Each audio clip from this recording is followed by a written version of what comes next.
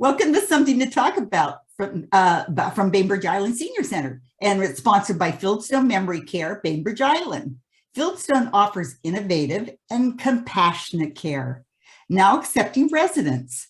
Call 360-689-4314 to schedule a tour of Fieldstone's beautifully appointed apartments on the beautiful rolling bay on Bainbridge Island, and call them today. Hi, Ann. Hey, Karen. I'd like to take a tour of those apartments. I hear they're really gorgeous. That sounds like a fun field trip. Okay, let's do that. Let's all get together and do a tour. Yeah.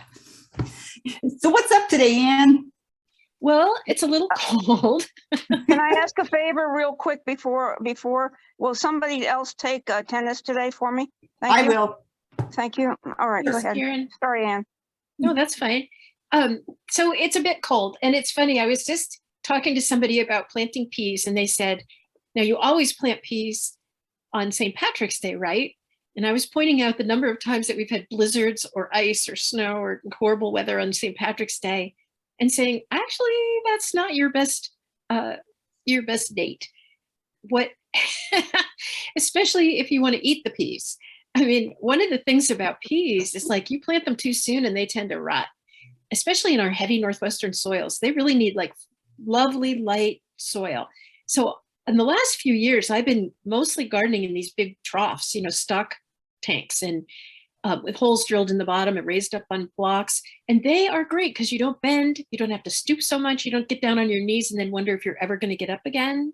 It's sweet. So in those tanks, the soil warms up much more quickly than the soil itself. So they actually give things like peas and early lettuces and stuff a little head start, which is really nice.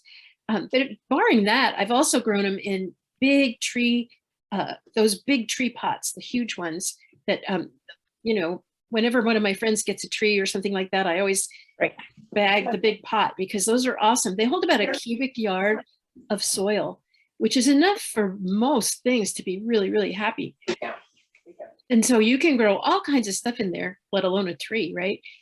But it's big enough that they won't dry out so easily. They're not so dependent on you. They make more of a little ecosystem, which is really sweet.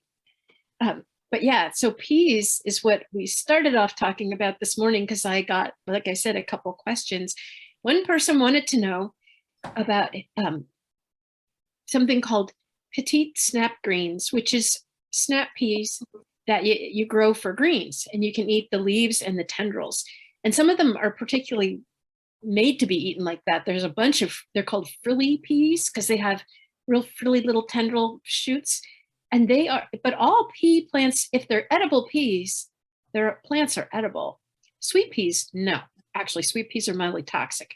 But edible peas, you can eat the leaves, you can eat the shoots, you can eat the tendrils, whatever. And they're lovely in salads, and they make a really pretty garnish, like a tomato soup with frilly pea tendrils on top. Looks really fancy.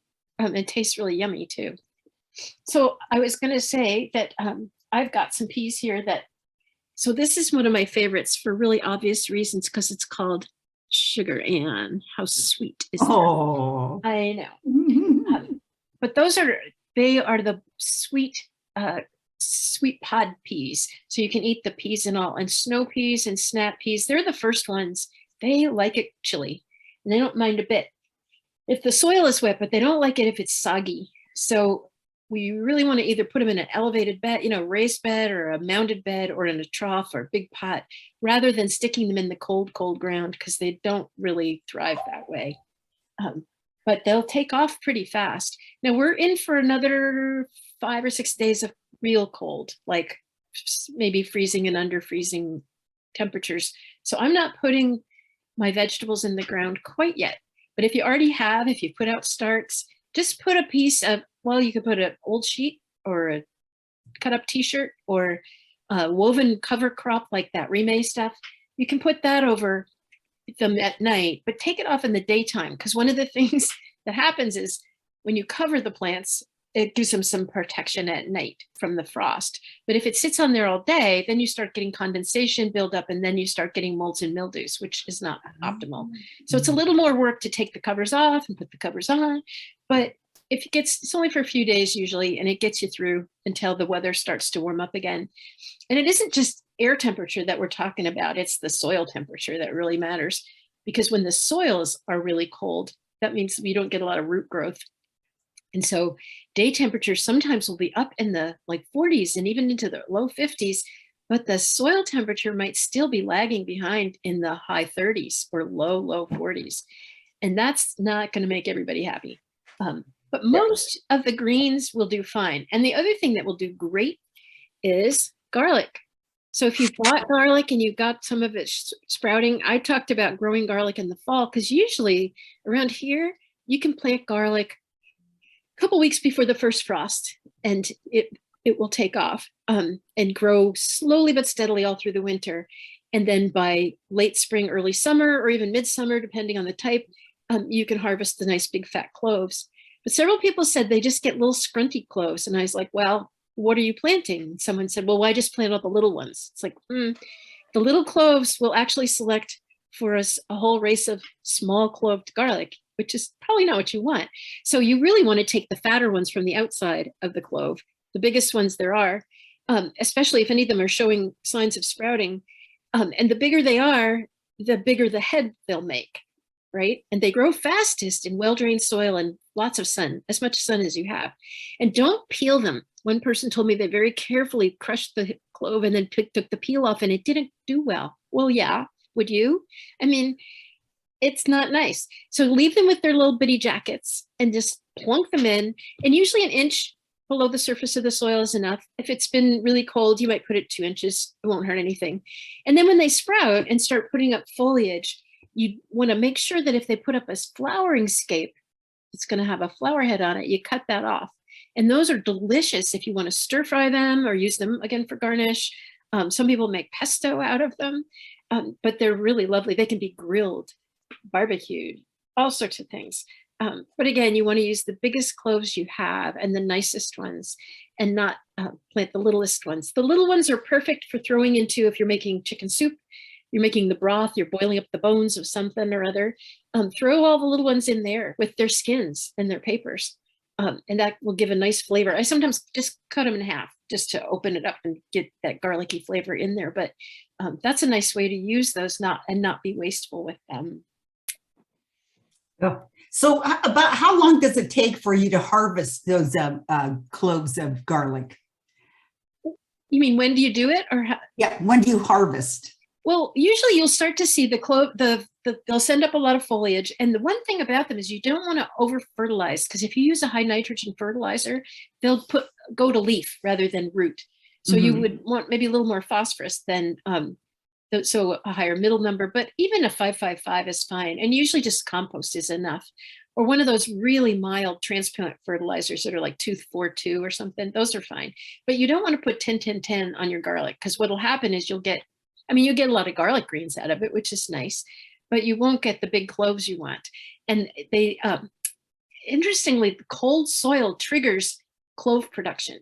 Oh. So if you plant them in the summer, they usually don't do much. But if you plant them in the fall, right before it gets really cold and they grow through the winter, or you plant them now and we still have a good few weeks of chilly temperatures, it triggers cell division, and they will actually make more cloves and have bigger heads. Oh. So that's the advantage of planting now. And then in the summer, like the ones you planted, if you did back in the fall when we talked about this before, they'll start sizing up in like June, July. Oh, and you'll see like the foliage might even start to get a little ratty looking.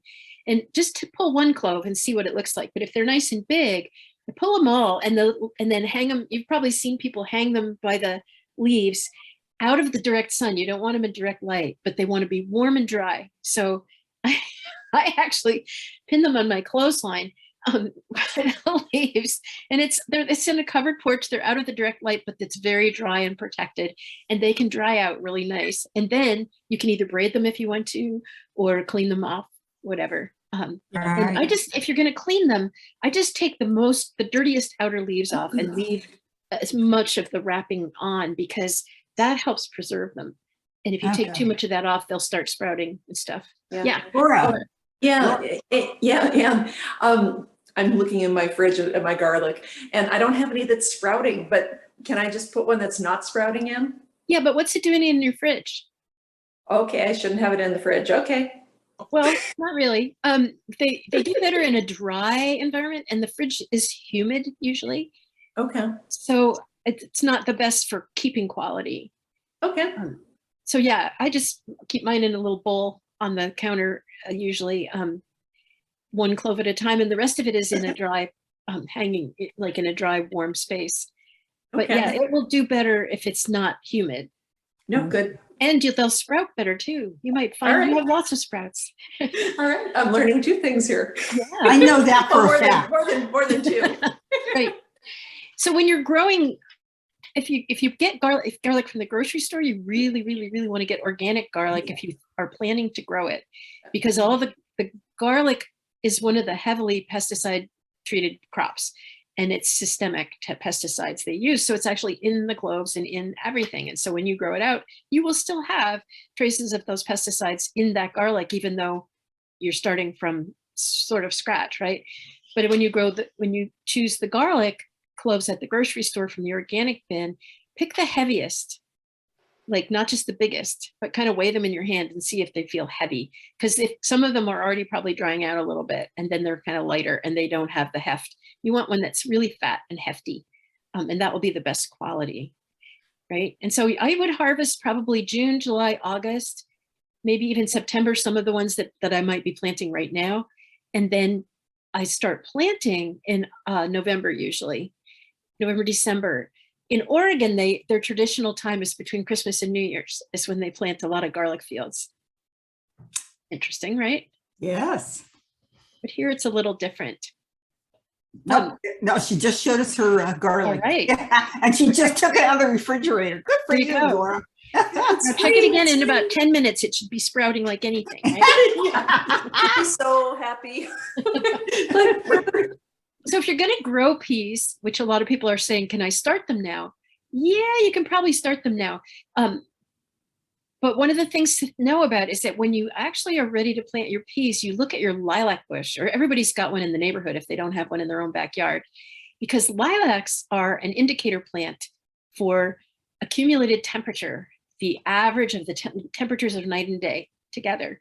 And indicator plants can be different things. Some indicate day length, some indicate soil chemicals even, but plants, lilacs are indicators of soil and air temperature mean average.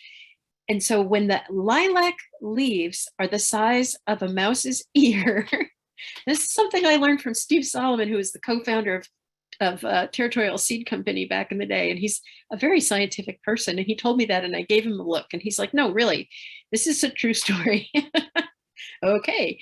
And if you don't happen to have any mice around and you aren't sure just what size a mouse's ear might be, it's about the size of the nail on your pinky finger.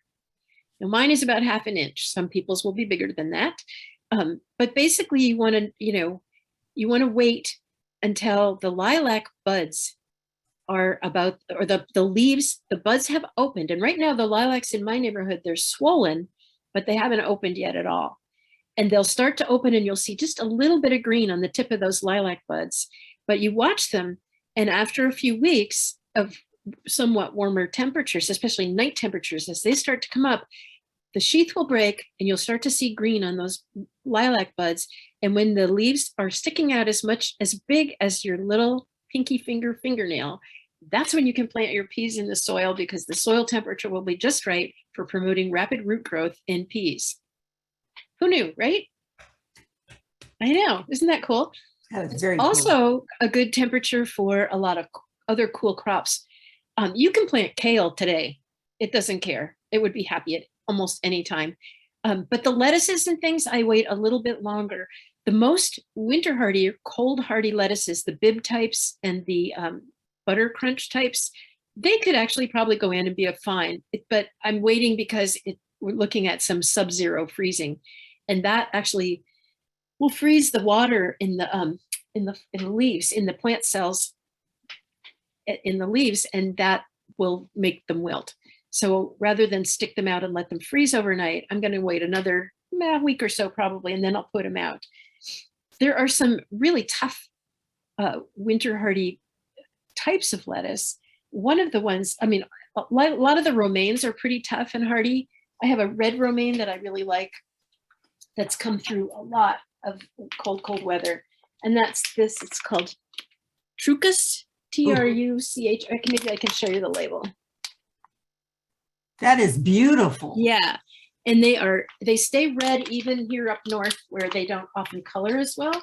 And they are really crisp and they have this gorgeous like chartreuse heart. And so they're really pretty in a salad and they're really delicious. But that's one of my favorite romaine types. And they really make a nice, beautiful, like those romaine hearts you pay so much for in the grocery store. They'll size up like that and make a nice, beautiful column for you.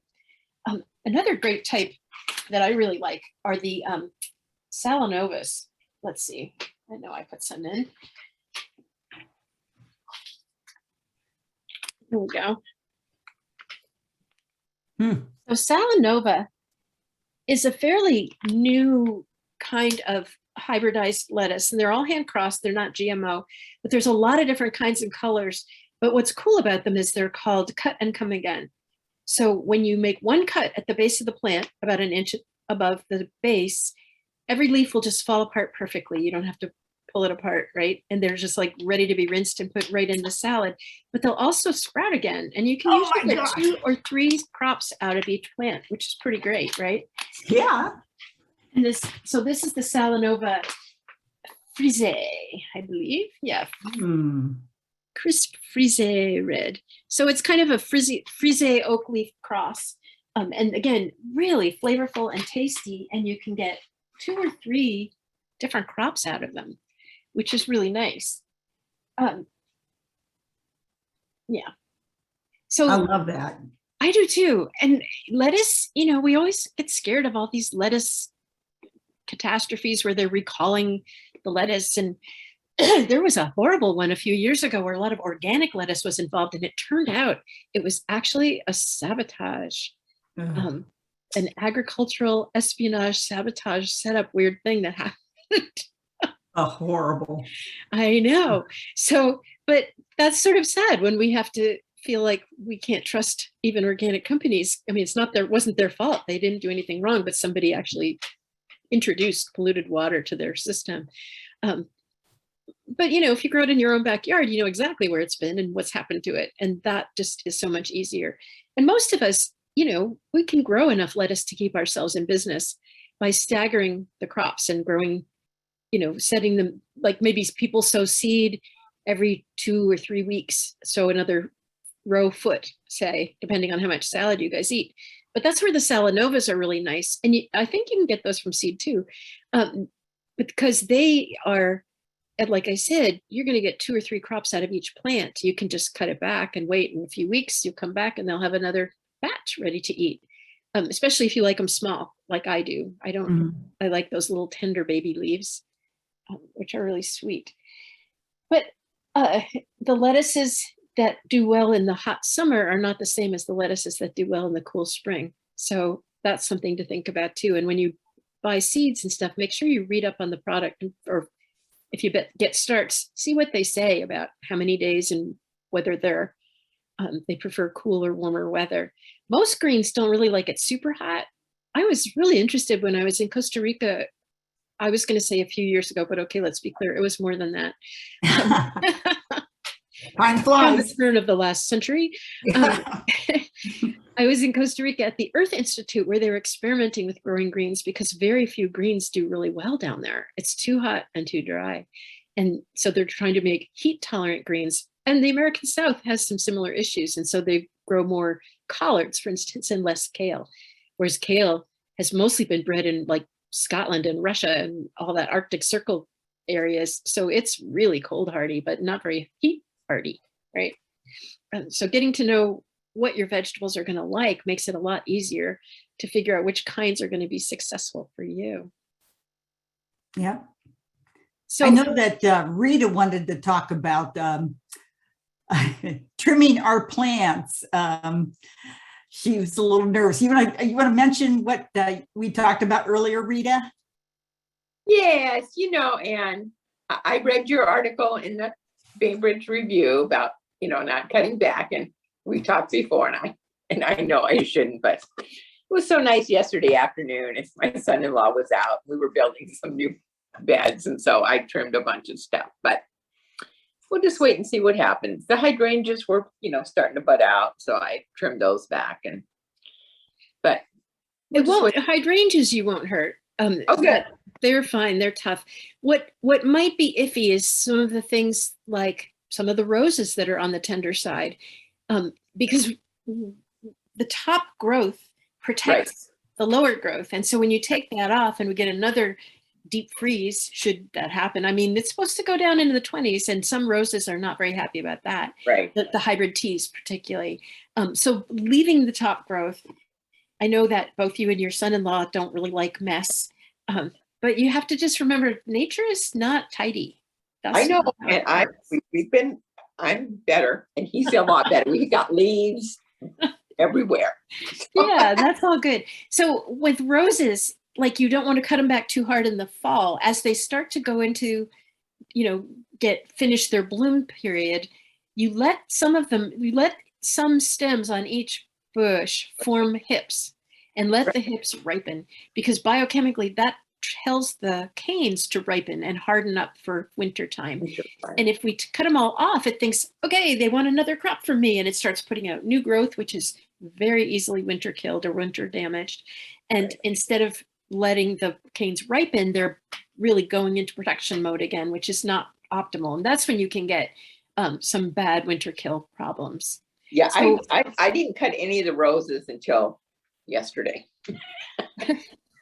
well, it is going to get cold again. So you might want to throw a sheet over those roses at night in the next week or so, just to keep them protected.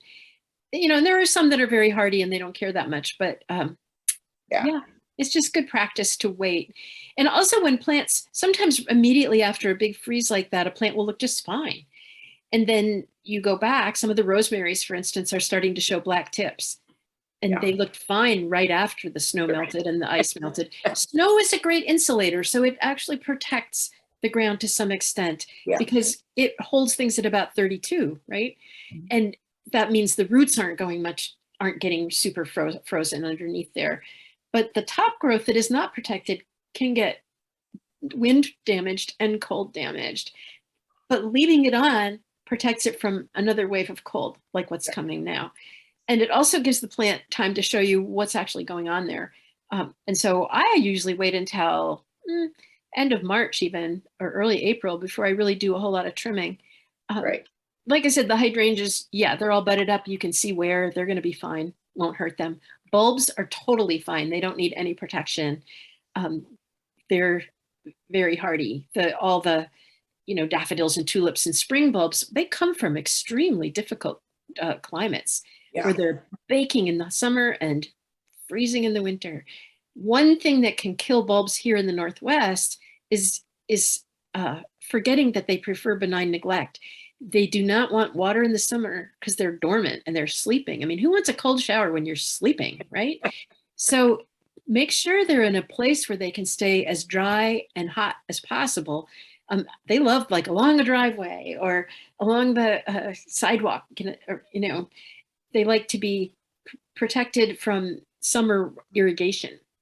If they're in a place that gets watered heavily all summer, they usually dwindle and fail pretty fast. So that's, one thing to keep in mind when you're planting bulbs.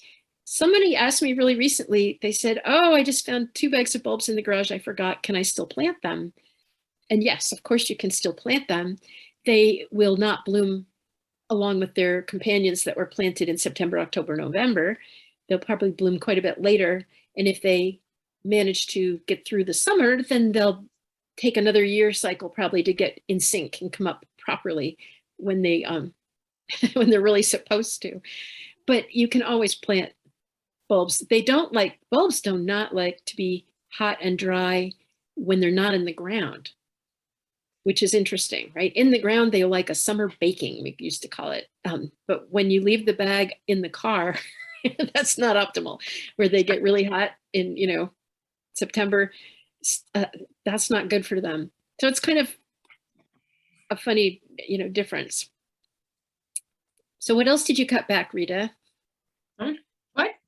Oh, we did. We have a lilac from Michigan, from Mackinac, actually, that my daughter and son-in-law got when they were back there on their wedding anniversary. And it was this tiny little pot that they brought back.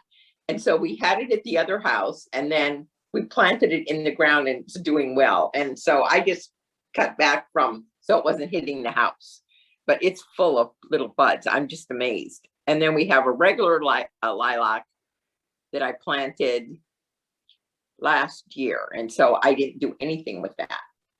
So mostly just the hydrangeas, and, I just I'd say left. two things about that. Like, one is you probably want to move that lilac while you still can, so that it has room to develop fully without touching the house.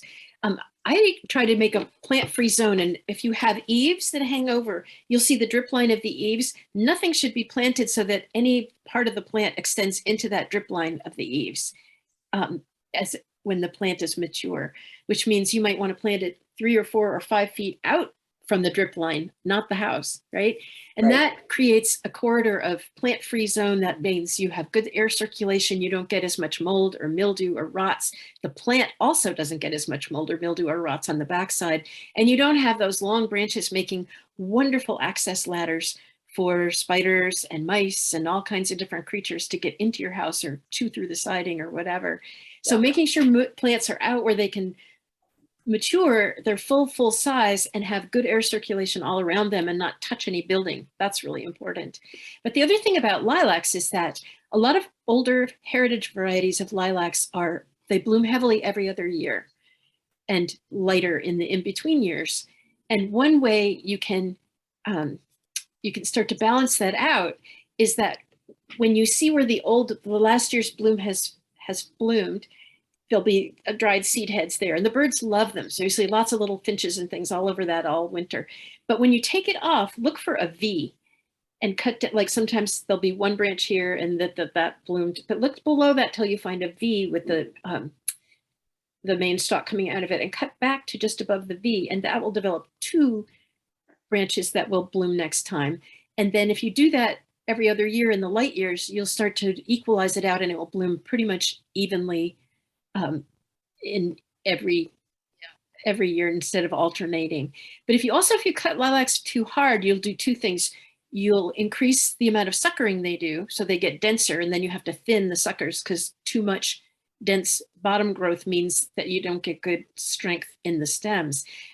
But also you can be cutting off the flower buds because they are usually what's called terminal. They're at the tips of the buds. And if you cut the branch back, you will have removed the flower for that year.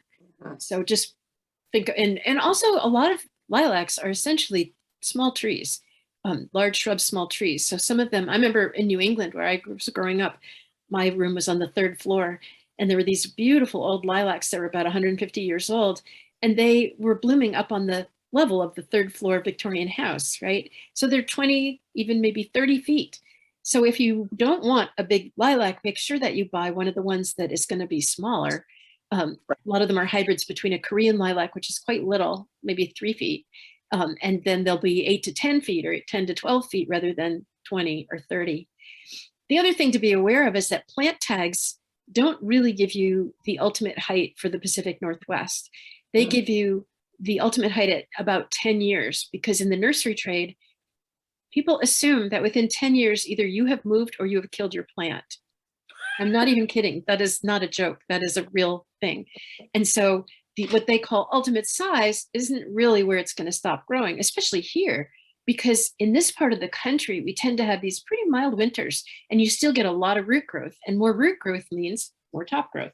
So plants can get as much as 30% taller and wider here in the Northwest than they would in, say, Idaho or Iowa, right? So you can't always go by the plant tag. At a small independent nursery, they're likely to be able to give you a better idea of what the thing is going to actually do. Yeah. Does that make sense? Thanks. Yes. I'm thinking now of all the things that we planted too close to the house. Yeah. Yeah. Oops. Yeah, and it's really good to move them while they're still movable because it Yeah. really creates huge issues. Um, It's been a couple of years. I don't know. couple of years is fine. It's like 10, 15, 20 years and you don't have much chance. That's when you need a backhoe. Um, but moving things out, when I used to do a lot of garden design, I would talk about the golden bowl. So you want your house to sit in a golden bowl of light, right? And then the green walls rise up on the edges, not right in the middle, so that, right? Can't even tell you how many times I've done garden consultations here where you go to someone's house and they have rhododendrons like right up against all the windows. And of course the backside is all dead and open. And so in the window, what you're seeing through the window is the ugly dead side of the big shrub, right? And all the pretty stuff's on the outside, which your neighbors can see, but you can't actually get light and air through your window anymore because you have these huge roadies in the way. So one of the things we do, they're very movable, which is good news, right? Is, move these big plants or more sustainably cause them to be moved by others. This is one of the basic rules of sustainable gardening. Anything that's too big and too hard, cause it to be done by others.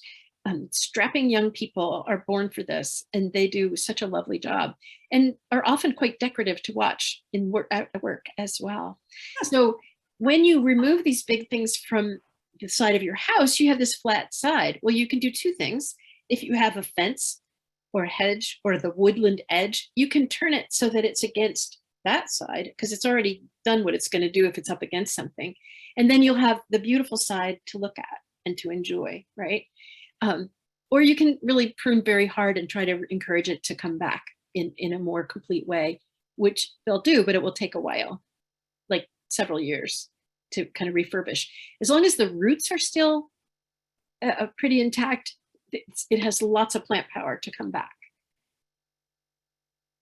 One thing I've noticed, we bought this condo, or not condo, I mean home in Paulsbo, and I know the guy was getting it ready to sell, and they put a lot of plants in, and they are some of them because it looks nice. They were small plants, but they're too close to the house. Yeah, but they do it to sell. Yeah, and a lot of times the garden crews are clueless too. Many of them, they don't live here. I mean, they haven't grown up here. They don't know what plants do in this climate, and they're mostly taught to cube everything, to shear them into blobs or cubes or whatever. And that isn't really nature's way. And also doesn't really encourage happy, healthy growth in the plants. I was really interested some years ago. Long time ago, I was in France leading this eco tour, and we noticed all those formal gardens where they have the clipped hedges and stuff. A lot of them would start to look kind of ratty. And because we were getting toured by the horticulturalists, they'd show us that they had these nurseries in the back somewhere where they were growing on big plants of like boxwoods and things like that to replace the ones that died because they were sheared all the time. And that just takes the stuffing out of a plant after a while. When you trim hedges and things too, you don't really go for the straight line. You're supposed to trim with batter, which means it's broader at the base than it is at the top. And that's exaggerated. It wouldn't really be that much, but enough so that the upper branches are not shading out the lower branches. So the lower branches need to be a little bit further out so that they get equal amounts of air and light. And then you want to thin the interior so that there's good air circulation in there. So you aren't, and what happens is you get a dead core, basically a bare core, and then all the growth is out on the edges. I'm sure you've seen that. And so when you cut it back, you got nothing. And they'll come back in a couple, 2-3 years. But in the meantime, you have to look at this really unattractive. So, in a case like that, where you don't have a ton of room, just put up a fence and call it good. Then you can put a trellis a few feet out from the fence and plant all kinds of wonderful climbers on that. Right. And keep them off the fence, but on a structure that can support them. I'm helping a gal who's just put up 10-foot tall metal fence. And because she wants to grow clematis and roses all over this fence. So it's like, okay, if we're going to do that, then we need to have metal. So she put up this huge metal fence, which is really perfect for this big old Victorian brick house she has. And then we're going to put fragrant climbing plants, mostly clematis and roses with a few. There's a wonderful honeysuckle called Sensational, which is extremely fragrant and blooms longer than almost any of the others. It's a hybrid, and it gets 8 to 10 feet, perfect right for this height. And I told her plant everything on the inside of the fence because there's been plant thieves who will come and dig up stuff that you plant on the outside and take it away. But also you want to see it from your home, right? And they'll see it from the street as well. But the beauty, the biggest lush part will be on your side of the fence and eventually on both, right? Right. Sensational. I like Sensational that. honeysuckle. Okay. It's called one of the magnet plants for birds, bees, butterflies, and even bats. But it's very, very fragrant and a high nectar producer. So, and lots of pollen. So it's a really very popular with the pollinator. Okay. girls. I've got it written down. I wrote it down. Yeah. So What else can I tell you here, girls? Oh, let's see. Wow, you've answered. I don't know. What have you been doing? Anything fun in the kitchen lately? Well, yeah, actually, that's sort of a funny question. I just found a few slightly elderly apples in the vegetable, the crisper, and they're not bad by any means, but they're a little bit soft. So I decided that I would make something fun with them, and I ended up. I was cleaning the freezer and found a box of puff pastry, the sheets. So you can roll out those sheets, like thaw them and roll them out and cut them into squares, and then just crimp the edges a little bit. And then I mashed up goat cheese with a little bit of this wonderful honey from the Olympic Peninsula. And I put a teeny bit of pepper in it too. And then put the apples, layered the apples in a little, peeled them, because really at this point, yes, cored, peeled, sliced, and then made little, fans of apples. Oh yeah, fans. Yeah. Right. Drizzled a little more honey on top with some chopped up walnuts and pecans. Baked it off, and let me tell you, girls, it was really, really yummy. Oh, it's like an apple strudel almost, I guess. Or Kind of. something. And, Yeah. I tried some and realized you needed more base. So like I put an egg in with the egg. So a log of the, goat cheese, which I use instead of cream cheese because it doesn't have as much fat in it. So this is a healthy snack, kind of, sort of, if you think puff pastry doesn't count. But you could just use pie crust or something like that too, right? But it is really good. And so you make a nice fat base, put the little circle of apples on it, drizzle, nuts and honey, bake it off for about 20 to 30 minutes, depending on how fat you've made these things. And they're incredible. Oh, sounds delicious. So that was one thing. Sometimes, one of my New Year's things is I go through the condiments in the refrigerator. Because don't you all do this thing where you see something or you go to a restaurant and you have a taste and you're like, oh, that's great, I'll make that at home. And you make it and it turns out it's nice for a treat, but you don't actually use it that much. And after a number of years, it isn't really as yummy as it was. So I purge the condiments and then I go through my spices and herbs and stuff and see if anybody's getting old, like take the top off and give it a good sniff. And then put it compost anything that isn't still nice and replace it, right? From the bulk department, just a tablespoon at a time. It's not going to get old and stale and nasty. But that means when you're cooking with stuff, it's really fresh and nice. The other thing I've been doing is what my Russian neighbor, who's lovely, we share a lot of things back and forth in our gardens and stuff. And she brought me this lovely omelet pan, which was really quite large, and she lives alone. And so I gave her my omelet pan, which was really kind of small. So we swapped. So then we started making omelets with fresh herbs out of the garden. And there's just little baby chives, some garlic greens, some thyme, lots of oregano, a little bit of mint, and chop that all up and mix it with beautiful. And the local chickens are starting to produce because 3 people have given us half a dozen eggs this week. Wow. They're different chicken places. So we had fresh egg herb omelets, which and again, a little bit of goat cheese mashed in there with the herbs. And oh my gosh, it's so delicious. You're making me hungry. It's lunchtime. Well, I think it's important to try to eat something fresh every day. Oh, yeah. And so because I've got all these, I have probably a dozen kinds of kale growing in my little garden. And I just every day pick 6, 8, 10 leaves, shred them up and put them in a soup or a casserole, a salad, a sandwich, whatever it is, because it's good for our bodies to have something really, truly fresh. And, Absolutely. you can buy lettuce at the grocery store, but it usually takes at least a week to get through the whole thing, right? Or Right. more maybe. Yeah. Whereas something you've just picked today is going to be fuller of vitamins and things like that. And Sheila, even Absolutely. on a little patio deck, you can have, and I know you do, you grow quite a lot of stuff, but grow some herbs like fresh thyme and a little sage maybe, or oregano, a little mint, whatever you like to put into stuff. And just, you can harvest that, and lettuces will grow beautifully in those big containers too. And then pull them out and start again, or use the cut and come again types, and you'll still have a lot of production out of just a small, small space. Oh, and the peas, I was going to circle back to the pea thing, because the person who was looking for the snap greens didn't realize that you can use any of those pea greens, like I said, but those actually are fabulous in an omelet too.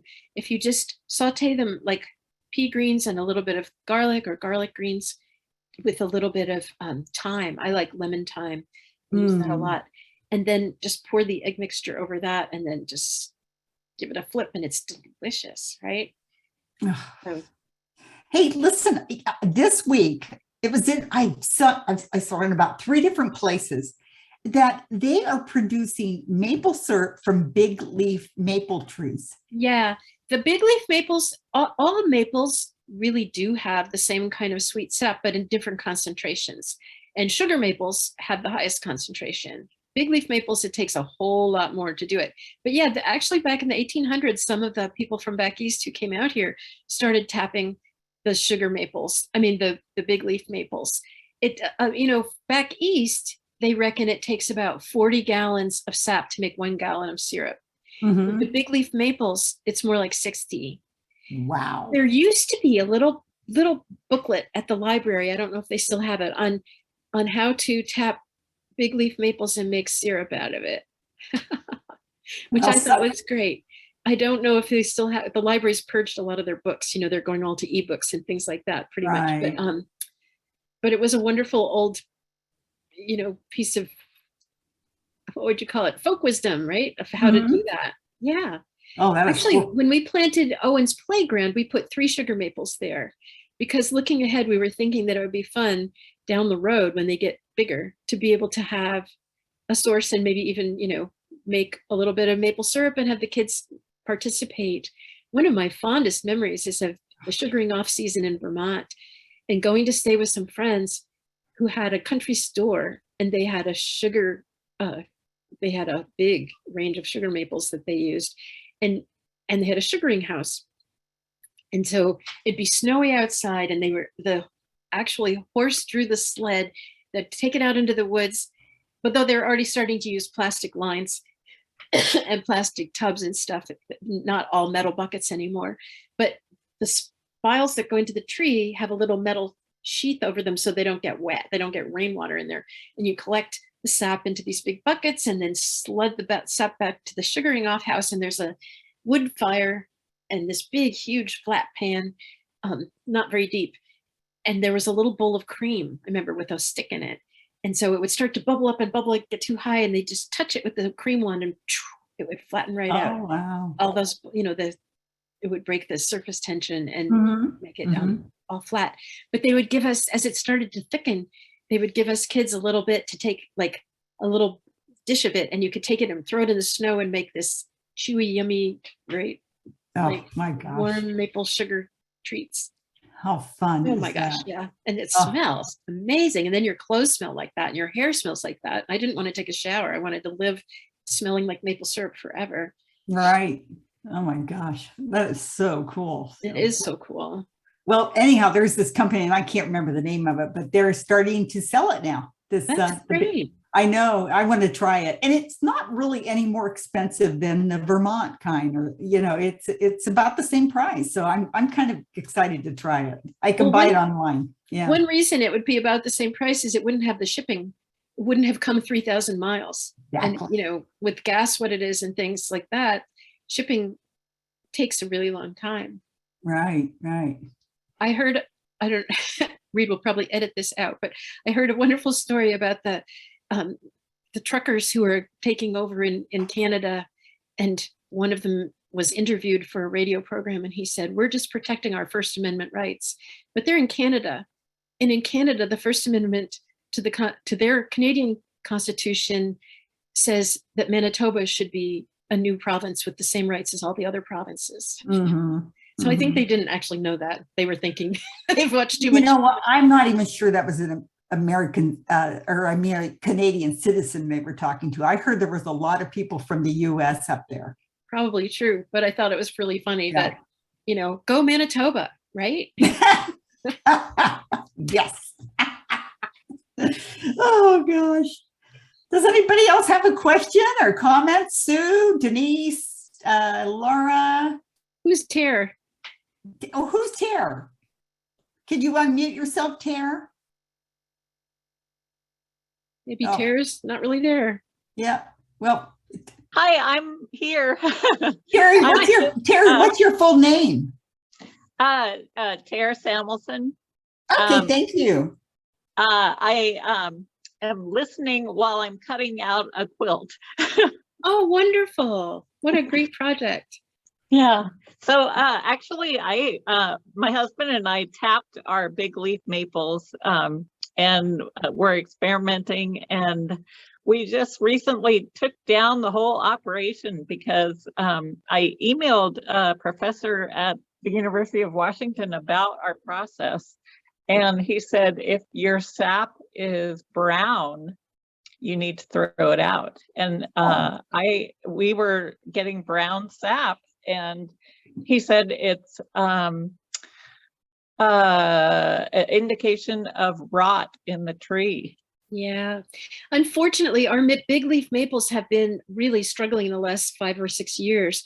And for a long time, the tree scientists were trying to figure out what was going on, and finally figured out it seemed to be a combination of about 3 different things: a fungus, a bacterial infection, and something else, probably all drought stress related. But that's this iconic tree that's just such a symbol of the Maritime Northwest being threatened is pretty scary. Yeah, for But yeah, sure. the sap should not be brown. The sap should be clear or Yeah. very, very pale color. Yeah. Yes. Oh, that's discouraging. Yeah, it is. Oh, Yeah, it was too Wow. bad. yeah, Yeah. it really is. Because it's a lot Yeah. of work too. Yeah, but it Oh, was no. a fun experiment while it lasted. Right. Well, maybe you right. could switch over to birch beer, because you can, tap birch trees too. And back in New England, if they had, pop machines, there would be birch beer in there too, which is just a birch sap flavored soda. Tastes like spring, I always thought. Yeah. Well, we tried to tap our alders, and no sap came out of the alders at all. Might have been early, because alders are, of course, birch relatives, and you'd think that they would have pretty good sap, but that's interesting. Yeah, I don't know. Yeah. Yep. Hmm.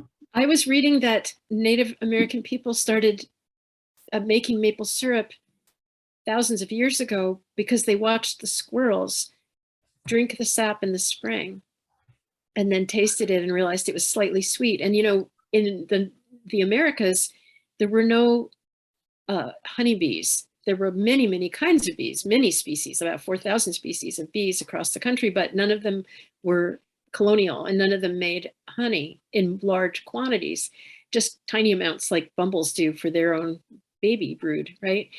So there weren't a lot of natural sources of sweetness, but maple syrup was really an important one for the people in the northern parts of the America and Canada. But I Interesting. thought that was fun that they watched the squirrels. Isn't that cute? Yeah. Yeah, that's great. Yeah. So the honeybees were imported from Europe, huh? I had no idea. Actually, they originated in, they come from Africa and parts of the Middle East. And there are quite a few species there that are honey producers, which you can tell from reading like those thousands of years old Indian raga saga things. And they talk about how sweet is the honey and things like that. Well, in Europe, they didn't have that until much later. Oh, okay. Yeah. Like Wow. probably 500 or 600 years ago, started Yeah. bringing the bees over. And then You of are a course, history lesson. yeah, Wow. the hidden history of bees. They were brought here, of course, by not the first colonists, because they didn't realize there weren't any here. But as it became obvious that there weren't, that the local bees didn't do those things, then people started importing them, bringing over hives, which must have been really interesting on the ships, let me tell you. Yeah, Right? can only imagine. Wow, that is fascinating. Yeah. Learn something new from you every time we get together, Anne. You know, it's so fun. When you're a geeky kid, it's not really great, or it wasn't great 70 years ago, let's put it that way. But now it's really fun to be a geeky grown-up. You're a great geeky grown-up. How'd you like that alliteration? There you go. So I will show you what I was doing. My grandkids were here for this. They had sleepovers this weekend, and we have a new baby coming to some friends. So we designed and made this little baby. This is the start of a baby sweater. Oh. And you can, I don't know if you can see the leaves, but you can see the owls probably, right? Oh, the owls are standing up and looking at. Oh my gosh, Yeah. that's so adorable. So they go all the way around. So there's like a little chain of Oh. owls. Oh, That was my- really fun. yes. And knitting mice, because they really like mice. And, Hey. and crocodiles. You know, the mice, you got to keep the They're eye. gonna The, have the nice ears, yeah. the ears, that's exactly. right, the ears. You'll always have something to tell you how big a mouse ear is. For those of you who might have missed that first part, it's like you plant your peas out when the lilac leaves in your neighborhood are the size of a mouse's ear, or you're the nail on your little pinky finger. That's the indicator plant that tells you when the soil is warm enough to actually put the peas in and have them do something productive. Full circle. Yeah, I know. It is totally full circle. We had a similar in Alaska when the birch leaves were the size of they said squirrel's ear. You were supposed to do something, but I don't remember what. Or you were allowed to do it. You know, Bonnie does the gardening. I'm just tag along. I think a squirrel's ear was quite a bit bigger than a mouse's ear, but I Yeah. don't actually know that. Depends on the squirrel. The squirrels in Alaska, they're not the big gray squirrels like we have in New England. They're smaller, like the little red squirrels. So they weren't, you know, I mean, they're bigger than a mouse, obviously, but Yeah, but they're not huge. not Yeah, huge. those gray squirrels are really a problem. They were imported here, of course, from back east, Mhm. and they are, you know, really competing and out competing our little red squirrels, our little Douglas squirrels. They're aggressive. They are. Oh, I know. We have a million of them around here. And it's just like, I have not seen one red squirrel here in Paulsbo. They're all the big grays. Yeah. Yeah. They're I such don't know. thugs.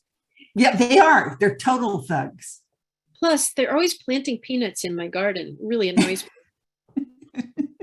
Where are all the peanuts from? Because like every time I walk Duffy, like she'll find peanuts all over. And I mean, and she is like a little laser focused little missile for peanuts. And so she'll like, you know, drag me like way off route to find these peanuts, but where are they all from? People feed the squirrels. One of my neighbors feeds the squirrels and has trained them to come to her hand and take the peanuts. And, you know, My we aren't puppy. supposed to do that. And it's, you know, attracts rats and everything else too. It's really not good, but here's this person and it's kind of what she has in her life. And Yeah. nobody really has the heart. I mean, people have asked her not to, but she's not going to stop.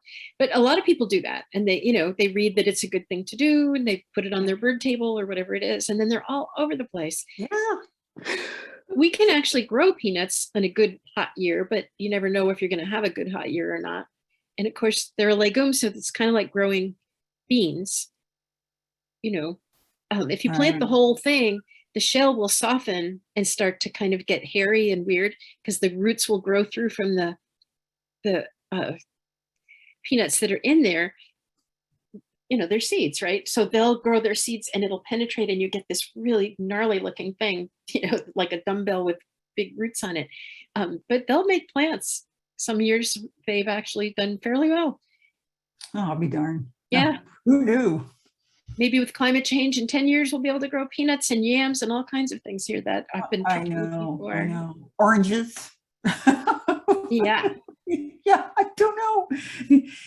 I had a friend who they fed on their front porch. They would feed squirrels peanuts, and one very, very bitter warm winter, the squirrel decided to climb up into their undercarriage of their car that was not garaged, and it died there. And they could never get the stench of death out of that car, Oh, that's ever. horrible. Yeah, so you got to be really careful. I mean, because they're looking for warmth, and yeah, it was not a good situation. And they actually gave the car away to probably their worst enemy. If there's ever a situation like that any of you get into, there's a product called Back Out, BAC-OUT, that's locally made, and Back Out spray is incredible at taking out, like one of my friends, very, very heavy smoker. And if I was going to go somewhere in the car or truck with this person, I have to carry a little bottle of the spray stuff in my purse and then spray it, wait 5 minutes, and I can go in and it won't smell. It actually degrades it. It doesn't just mask it. It covers it up. So it's actually worth. That stuff is great. They still sell it at Town and Country? Yep, they do. Back in the day when I had both my aging parents and my little tiny grandchildren and an elderly cat all in the same house, I used to buy cases of 4 gallons at a time. Wow. Good stuff. Yeah, one of my friends was drinking works. Merlot in a pale blue, baby blue Angora sweater. And she spilled the red wine on it. And we just kept spraying her and spraying her and spraying her. By the end of the meal, it was gone. Isn't that something? Yeah. Like, I could see it now. You're at a meal and you're just spraying her. Yeah, excuse me. That's a vision. You know? I know. Oh, gosh. Does anybody else have any questions or comments for Anne before our time's up? Laura? Well, I didn't know that crocus could be volunteers, but, we've got a bunch of, crocus planted, but then there's all these crocus popped up between the sidewalk and the road, and it makes me so happy, but I had no idea they did that. Yeah, they so set cool. seeds and we'll scatter the seeds, and also ants will carry the seeds around and drop some here and there. You'll see that with hardy cyclamen as well, where the plant, because they have those reflex backwards flowers, and when they're pollinated, they go this way, they coil themselves up and screw into the ground, literally into the ground, and then explode and scatter the seeds. And then the ants will come and carry them, and you'll find some shot here and there, and then some dropped here and there, and you'll see acres of them after a while. But crocus, are very, very, they do 2 things. They can seed themselves around and they can pop, it's called, when they do offset little bulbs. So if you see one random one, in a few years, it'll be a small cluster, and then it will start sowing itself around too. The other thing that will happen, of course, is if you clean up rake that part of the garden and those ripe seeds, dried seeds are in there, that'll get into your compost. And then as you scatter your compost, we have sheets of them at the library, because many years ago I think we planted maybe 1,000 different, I love it. 100 each of 10 colors or something like that. And now they're all over the place, which is really nice. Wow. Yeah. Yeah, it is. I love them. They're just, they're the sign of hope. Yeah. This spring. They're also great for the early pollinators, because if, even when it's cold like this, on a day when it's a little warm and it starts to be, kind of pleasant out there, you're going to see early pollinators on the early flowers. Things like the Oregon grape will attract bees like crazy, and other pollinators as well. And anything that's fragrant right now is going to be pulling in the pollinators big time.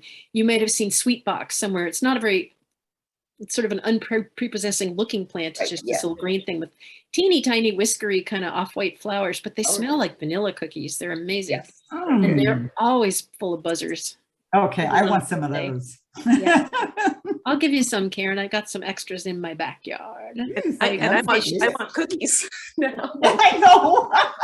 That I want both. Now, somebody here is signed in as a telephone number. Can you unmute and tell us who you are?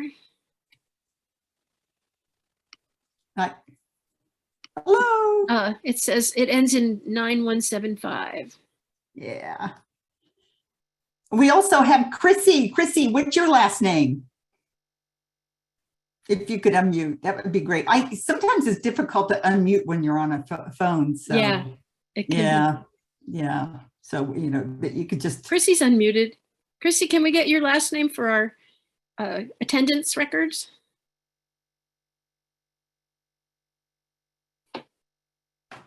Well, And also whoever is this telephone number. or you can type it in the chat. Yeah, type it in the chat. That works fine if that's Yeah. easier. Yeah, that would be good. Hey, Denise, there you are. There's Denise. Did you have any questions, Denise? You're muted. Hi there. Hi. Question about pussy willow tree. Uh-huh. I bought one 2 years ago, but I've never taken it out of the pot Okay. because I haven't figured out where I want to plant it. And the whole stem of the tree, and it seems like all the leaves went brown, but then in the fall there was some green suckers coming out. So I don't know what to do with this tree at this point. I'm thinking it's still alive because obviously the suckers are there. But should I be cutting it back or should I? Well, be- what kind of willow It was is it? a yellow. It was a yellow pussy willow. It was Okay. beautiful. So they are not typically just a single trunk tree. They're typically more of a clump forming tree. And they're deciduous, so the leaves will turn brown and fall off, but Okay. you should see buds at the tips of those shoots and things. And I'd put it well away from the house because they can get pretty large. Okay. And you don't want them to be too close to the house. Okay. But Do they like typically- being full sun? they can take full morning sun. They don't mind some afternoon shade if that's a better, if you have a spot that gets morning sun and afternoon shade, they'll do Okay. fine. Because they're Okay. often at the edge of a forest, our native ones anyway, but a lot of the other ones too. Okay. And they like it to be on the moist side. So if you Okay. have any part of your property that sort of has low-lying puddles in the winter, that's a good spot near there. Okay. They'll like that. Awesome. Awesome. Yeah. I've had to keep you muted because I've got plumbers here in my house. Well, they might Banging have away. learned something. Yeah. He did. He kept walking by going, oh, I didn't know that. See? Well, Yeah. Thank you that's very so good. We much. learned so much. Thank you for stopping in. Yeah, great, Denise. So, Ann, are we going to see you again next month? I Yes. think Wednesday next time, right? Yeah, we've Okay. preempted for a special Black History Month program about the renaming of the Bremerton Post Office for Yes. um, Yes. Dick Turpin, which was a wonderful story. Um, But yeah, next month, March, we're going to be back in Zoom in mid-month, and I hope that we're going to be able to have our in-person garden, hands-on gardening again. Yeah, we I've always won't such a have to good do time doing Zoom. that, We and can there's- hang out together. Yeah, that Yeah. would be fantastic. And we're planning a big Earth Day thing for April this year, where we're going to have some volunteers have offered to come and help, and we're going to clear a lot of the overgrown stuff out of the back of the senior center beds, or caused to be done by these younger people. See, it's all in the wrist. As you get older, Exactly. garden power moves to the wrist, and you say, "Take that one out, honey, please, all the way, thank you." I love Move it. that a little to the left, right?